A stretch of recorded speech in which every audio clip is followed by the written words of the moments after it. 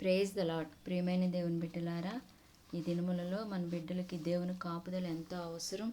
దేవుని నుంచి వాళ్ళు చాలా దూరంగా వెళ్ళిపోతున్నారు. కాబట్టి తల్లులుగా వారి కొరకు ప్రార్థించాల్సిన అవసరం మనకు ఎంతో ఉంది.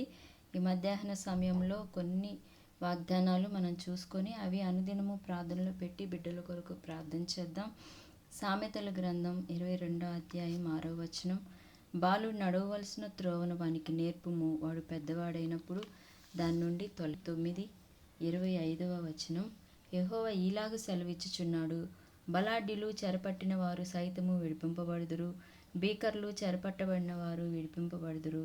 నీతో యుద్ధము చేయువారితో నేనే యుద్ధము చేసేదను, నీ పిల్లలను నేను రక్షించేదను అని చెప్తున్నాడు.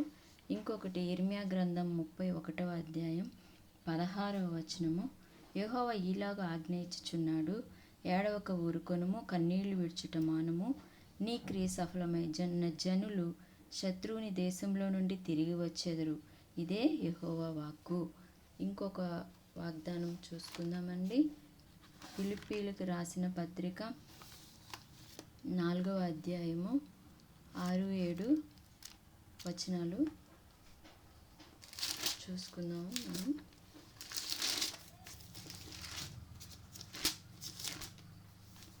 6-7, దేనిని గూర్చియు చింతపడకుడి గాని ప్రతి విషయంలోనూ ప్రార్థన విజ్ఞాపనల చేత కృతజ్ఞతాపూర్వకముగా మీ విన్నపములు దేవునికి తెలియజేయుడి. అప్పుడు సమస్త జ్ఞానమునకు మించిన దేవుని సమాధానము యేసుక్రీస్తు వలన మీ హృదయములకు మీ తలంపులకు కావలియుండును.